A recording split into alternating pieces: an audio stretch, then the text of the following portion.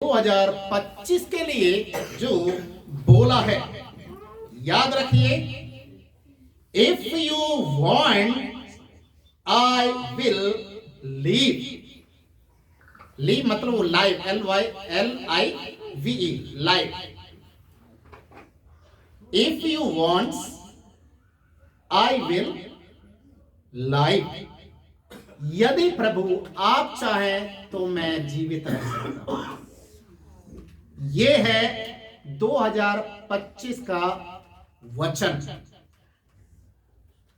प्रभु यदि तू चाहे, इफ यू वांट, तो मैं जीवित रह सकता हूं। I will leave. बहुत डेंजर वचन है, बहुत खतरनाक है, याद रखिए। इसमें मनुष्य का सारा घमंड, अहंकार एक सेकंड में जमीन पर आ रहा है। जो कहते हैं मैं ये कर सकता हूं, मैं वो कर सकता हूं, मैं यहां जाऊंगा, मैं उधर जाऊंगा, मैं ये बिजनेस करूंगा, मैं ये नौकरी करूंगा, मैं ये फलाना करूंगा। आज परमेश्वर का वचन याकूब की किताब उसका 4 अध्याय उसके 15 पद से आज का हमने ये वचन लिया है, क्योंकि परमेश्वर ने इस वचन को बोला है, यदि प्रभु चाहे तो हम जीवित रहेंगे। हालेलुया। यदि प्रभु चाहे तो, if you want I will leave. याद रखिए, यदि प्रभु आप चाहे तो मैं जीवित रह सकता हूं। याकूब की किताब 4 अध्याय उसका 15 पद। ये 2025 के लिए है। इसके 14 पद में अगर आप पढ़ेंगे तो यहां पर लिखा है, यह नहीं जानते कि कल क्या होगा। किन लोगों के लिए ये, किन लोगों के लिए शब्द लिखा है कि ये नहीं जानते कि कल क्या होगा? सुन तो लो, तुम्हारा जीवन है ही क्या। Hallelujah, hallelujah. मनुष्य का जीवन है क्या? तुम्हारा घमंड, तुम्हारा अहंकार, तुम्हारा एजुकेशन, तुम्हारा पैसा, तुम्हारा धन दौलत, तुम्हारा बैंक बैलेंस, सब का सब धरा रह जाएगा।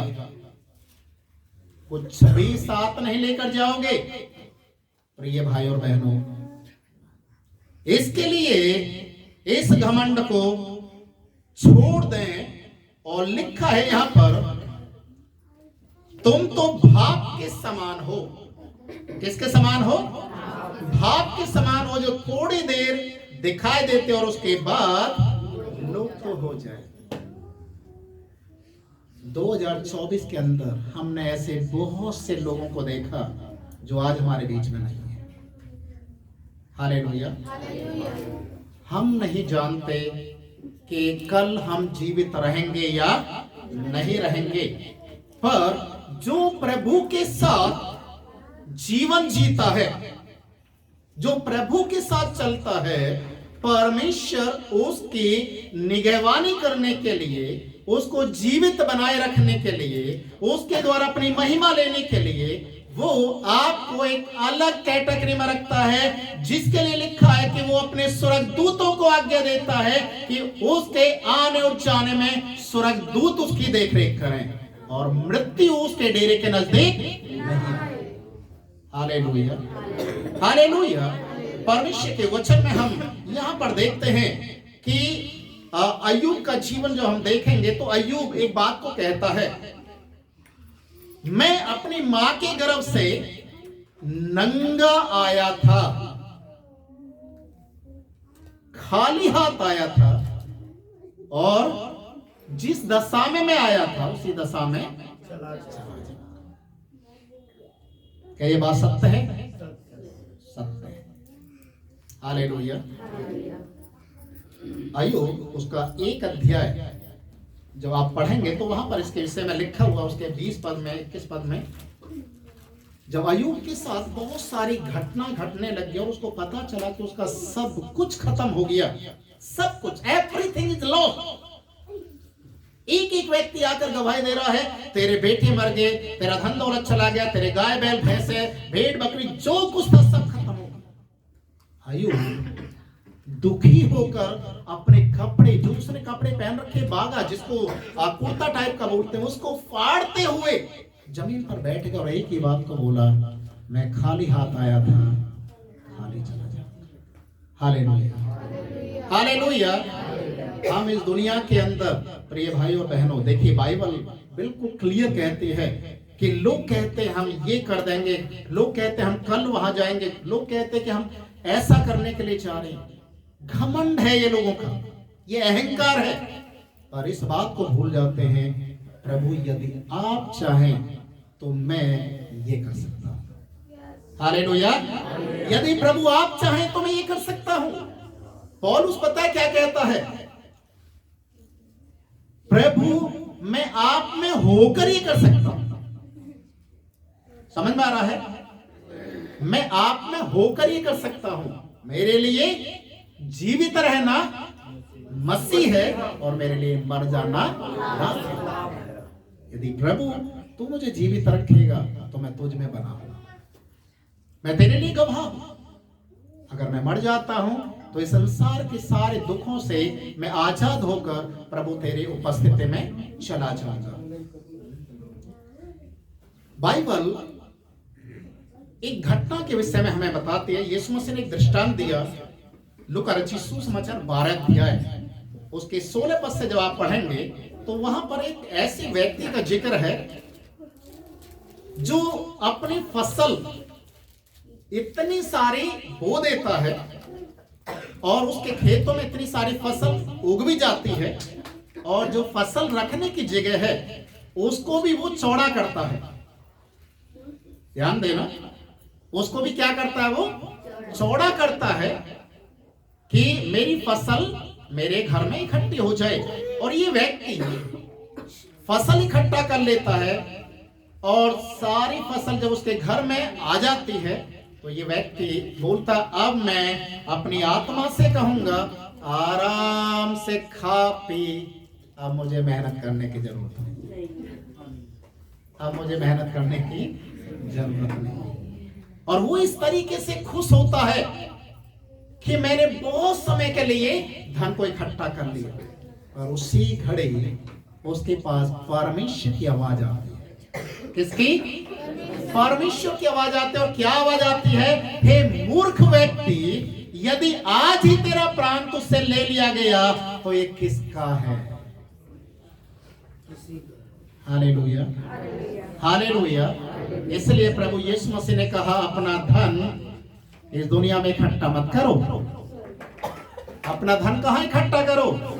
स्वर्ग में, जहां तुम्हारा प्रभु बैठा हुआ है।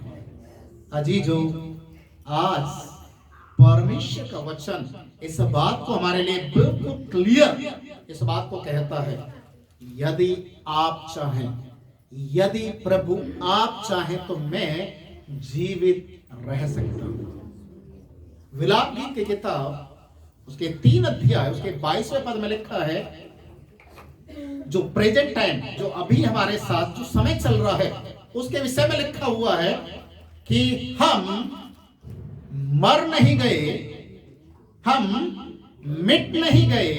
ये प्रभु तेरी करुणा है, तेरी दया है कि आज हम, हालेलुया, आज हम जीवित हैं। ये तेरी महान करुणा है। अगर इंसान कहे कि मैं अच्छे से खाना खाऊंगा, मैं जिम जाऊंगा, बॉडी बनाऊंगा, फलाना करूंगा, ये करूंगा, कोई फायदा नहीं है, कोई फायदा नहीं है। मोटा तगड़ा शरीर करने से भी कोई फायदा नहीं है। आपकी आत्मा मजबूत होनी चाहिए। हालेलुया। आप आत्मा में जीवित रहने चाहिए। आत्मा में मर गए तो आपका मोटा शरीर भी किसी काम का नहीं है, वो खत्म है। इसलिए परमेश्वर का वचन यहां पर कहता है कि आपको परमेश्वर के साथ अपने जीवन को इस तरीके से बिताना है कि जैसा यहां पर लिखा हुआ है, प्रभु से कहना है, यदि आप चाहेंगे, यदि आप हैं तो मैं जीवित हूं। यदि आप हैं, याद रखिए प्रभु यीशु मसीह ने एक बात और बोला था। यूहन्ना रचित सुसमाचार 15 अध्याय उसके 5वें पद में, तुम मुझसे अलग होकर कुछ भी नहीं हो, नथिंग, कुछ भी नहीं हो। इसलिए दाऊद उन बातों को याद करता है और कहता है, भजन संहिता उसके 90 अध्याय के 12वें पद में वो अंत में एक बात को लिखता है और कहता है, प्रभु मुझे अपने दिन गिनने की समझ दे कि मैं बुद्धिमान हो जाऊं। हालेलुया। आपका एक एक दिन लिखा हुआ है, एक एक दिन, एक एक पल प्रभु ने लिख रखा है। कोई भी उस जो बॉर्डर परमेश्वर ने तैयार किया, उस बॉर्डर से बाहर नहीं जा सकता। अगर प्रभु ने आपकी उम्र 40 साल लिखी है तो उसमें एक दिन भी बढ़ नहीं पाएगा, नहीं बढ़ पाएगा। हर चीज का एक समय है। Hallelujah, hallelujah. आप सोचने वाली बात है, आप एक दायरे के अंदर आ चुके हैं, सारी दुनिया एक दायरे के अंदर आ चुकी है। प्रभु ने एक स्टेप लगा दिया है, इतने दिन से ज्यादा आप इस दुनिया में नहीं रह सकते। आपका एंड है, आपका मृत्यु हमेशा आपके साथ बना रहेगा। कहीं भी चले जाइए, छुपने की कोशिश कीजिए। मरना है तो आप घर में भी मरेंगे, कहीं दूसरी जगह गए हैं तो वहां भी मरेंगे। Hallelujah, hallelujah. अब एक आशा भरी बात मैं आपको और बता देता हूं कि जो प्रभु में बने हुए हैं, जो प्रभु के नाम में बने हुए हैं, जो प्रभु के नाम से चलने वाले हैं, उनके लिए खुशखबरी है। बाइबल में यशायाह की किताब उसका 38 अध्याय, आप इसको बाद में भी पढ़ सकते हैं और मैं समझता हूं कि आप लोग इसके विषय में जानते भी हैं। जो प्रभु के साथ बना हुआ है उन लोगों के लिए है।